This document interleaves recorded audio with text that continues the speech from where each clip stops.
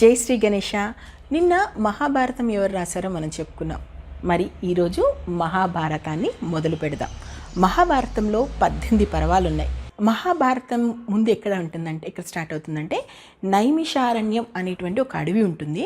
అక్కడ మునులందరూ కూర్చుని ఉంటారు. అక్కడికి సూతుడు వస్తాడు. ఈ సూతుడు ఎవరో తెలుసా? వ్యాస మహర్షికి ఎంతో ప్రియ శిష్యుడైనటువంటి రోమహర్షణుడి కొడుకు. ఈ సూతుడికి తెలియని కథలు లేవు. ఆయన అన్ని చోట్ల తిరిగి వస్తుంటాడు కాబట్టి వెంటనే అక్కడ ఉన్నలంతా కూడా ఆయన పక్కకు వెళ్ళి, సూత మహర్షి, మాకేదైనా కథ చెప్పు. ఆ కథ వింటే ఎలా ఉండాలంటే, మాకు జ్ఞానము కలగాలి, అదేవిధంగా మోక్షం కలిగేలా ఉండాలి అంటాడు. అప్పుడు సూతుడు మొదలు పెడతాడు. ఇప్పటి వరకు ఎవరూ కనీ విని ఎరిగినటువంటి కథ మహాభారతం. ఆ మహాభారతం నేను చెప్తాను అని చెప్పేసి సూతుడు ఇలా చెప్పడం స్టార్ట్ చేస్తాడు. ఎలా చెప్తుంటా అంటే, కొన్ని సంవత్సరాల క్రితం జరిగినటువంటి సంఘటన ఇది. పైలముని అనేటువంటి ఒక గురువు ఉన్నాడు. అతని దగ్గర ఉద్ధకుడు అనేటువంటి ఒక శిష్యుడు ఉన్నాడు. ఆ శిష్యుడు ఎలాంటి వాడంటే, గురువు ఏం చెప్పినా చేశాడు. గురువే దైవం, గురువే తల్లి, గురువే తండ్రి, అంటే గురుభక్తిని గుండెల్లో నింపుకొని ఉన్నటువంటి ఉద్ధకుడు. ఇలా ఆయన శిక్షణ కాలం పూర్తయిపోతుంది. నువ్వు బాగా శిక్షణ తీసుకున్నావు, ఇక వెళ్ళు, నీ జీవితాన్ని ప్రారంభించు అంటాడు గురువు. కానీ గురువుగారు, నేను మీకు ఏదో ఒక గురుదక్షిణ ఇవ్వాలి, దయచేసి ఏదైనా ఒక కోరిక కోరుకోండి అన్నప్పుడు గురువు అంటాడు, నాకైతే ఎలాంటి కోరికలు లేవు, కానీ గురుపత్ని అంటే తన భార్య ఉంటుంది కదా, తనకేమన్నా ఉంటే తీర్చు అంటాడు. అప్పుడు ఆమె ఏమంటుందంటే, పౌష్య మహారాజు అనేటువంటి ఒక రాజు ఉన్నాడు. ఆ రాజు భార్య చెవులకి కుండలాలు, అంటే కమ్మలు కుండలాలు ఉన్నాయి. అవి పెట్టుకుంటే ఆహారం తీసుకోవాల్సినటువంటి పరిస్థితి లేదంట, అలసట కూడా ఉండదంట. నాకు అవి పెట్టుకోవాలని ఉంది. నీకు 4 రోజులు సమయం ఇస్తున్నా, ఈ 4 రోజుల్లో నాకు వాటిని తెచ్చి అంటుంది. సరే అని ఉద్ధకుడు అనుకుంటాడు, వెళ్తూ ఉంటాడు. గురువునే మనసులో తలుచుకొని వెళ్తుంటాడు. ఆయనకు మార్గ మధ్యలో ఒక పెద్ద ఎద్దు, దాని మీద ఒక దివ్య పురుషుడు దివ్యాభరణాలు వేసుకొని కనిపిస్తాడు. ఆయన్ని చూడగానే గురువుగారే ఈయన నా కోసం పంపారేమో అనుకుంటాడు. అప్పుడు దివ్య పురుషుడు అంటాడు, నువ్వు నన్ను నమ్ముతున్నావా? నమ్మితే ఈ ఎద్దు పేడ తిను అంటాడు. సరే అంటాడు. ఎలాంటి మొహమాటం లేకుండా గురువునే నమ్ముకుంటాడు. ఆ పేడ తీసేసుకొని తినేసి ముందుకు వెళ్ళిపోతాడు. పౌష్య మహారాజు దగ్గరికి వెళ్తాడు. ఆ రాజుకు జరిగిందంతా చెప్తాడు. చెప్పగానే ఆ రాజు కూడా ఎంత గొప్పవాడు అంటే, ఈ కుండలాలు నిజంగా చాలా విలువైనవి, కానీ నీలాంటి వ్యక్తి వచ్చి అడగడమే నాకు ఎక్కువ. నువ్వు అడిగినప్పుడు నేను ఇవ్వనని అంటానా? ఖచ్చితంగా ఇస్తామంటారు. ఆ రాజు రాణి ఆ కుండలాలు ఏవైతే కమ్మలు ఉన్నాయో వాటిని ఉద్ధకుడి చేతిలో పెడతారు. కానీ పెడుతూ పెడుతూ వాళ్ళు ఏం చెప్తారంటే, వీటి కోసము నాగరాజు అయినటువంటి తక్షకుడు ఎప్పటి నుంచో ఎదురు చూస్తున్నాడు, ఏ మాత్రం సమయం వచ్చినా అతను ఎత్తుకెళ్తాడు, జాగ్రత్తగా ఉండండి అని చెప్తాడు.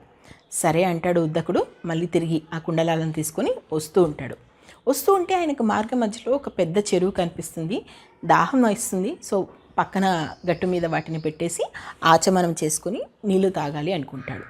అలా అనుకున్నటువంటి ఒక్క క్షణంలోనే ఆ కుండలాలు తీసి అలా పక్కన పెట్టిన వెంటనే అక్కడే మాయారూపంలో ఉన్నటువంటి తక్షకుడు వాటిని తీసుకుంటాడు, నాగలోకంలోకి పరారైపోతాడు. ఇప్పుడు సమయం గడిచిపోతుంది. మరోవైపు గురుపత్ని 4 రోజుల్లోనే కావాలంది. ఏం చేయాలో అర్థం కాదు. విపరీతమైనటువంటి దుఃఖం వస్తుంది ఉద్ధకుడికి. వెంటనే, ఓ ఆదిశేషుడా, విష్ణుమూర్తికి నువ్వే శయనంగా ఉన్నావు, దయచేసి నన్ను రక్షించు. ఓ వాసుకి పరమేశ్వరుడికి కంఠాభరణంగా ఉన్నావు, రక్షించు. ఒక నాగుడు నాతో ఇలా ప్రవర్తిస్తున్నాడు అని చెప్పేసి విపరీతంగా ఏడుస్తూ ఉంటాడు. ఆ సమయంలో మరొక అక్కడ ఏదైతే నాగలోకం ఉన్నటువంటి ప్రాంతం ఉందో ఆ ప్రాంతంలోకి ఒక గుర్రం, అదేవిధంగా దాని మీద మళ్ళీ దివ్య పురుషుడు ప్రత్యక్షం అవుతాడు. ఏంటి, ఏమైంది, మళ్ళీ నీకే సమస్య వచ్చింది అంటే, ఇదిగో తక్షకుడు ఇలా కుండలాలు తీసుకెళ్ళిపోయాడు, నేనేమో వెంటనే వెళ్ళాలి, నాకేం చేయాలో అర్థం కావట్లేదు అంటాడు. అంతే. అలా అన్న మరుక్షణమే గుర్రం నవరంధ్రాల్లో నుంచి కూడా విపరీతమైనటువంటి మంటలు వస్తాయి. ఆ మంటలకి నాగలోకం మొత్తం అల్లాడిపోతుంది.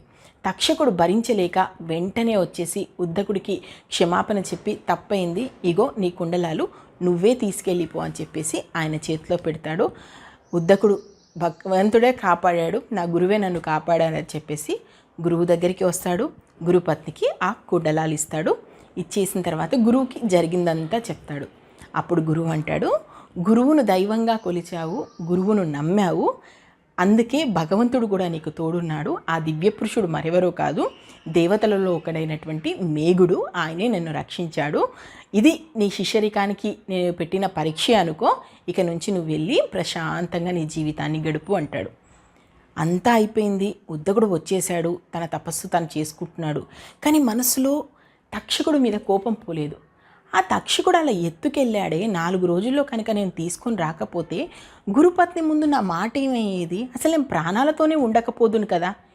ఏంటి ఇంత అన్యాయం చేశాడు నాకు తక్షకుడు. ఎట్టి పరిస్థితుల్లో తక్షకుడిని వదిలిపెట్టేది లేదు అనుకుంటాడు.